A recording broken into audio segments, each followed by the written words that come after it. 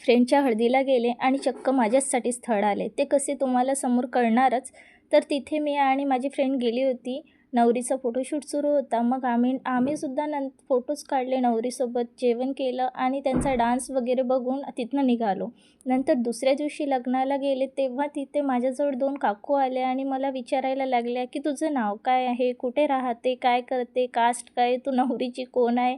मी म्हटलं, "मी फ्रेंड आहे." तर त्या म्हणाल्या, "तुला हळदीच्या दिवशी बघितलं" म्हणे. मग तेव्हा मला कळलं, की कालपासून हे लक्ष ठेवून होते आणि मला काही समजलंच नव्हतं.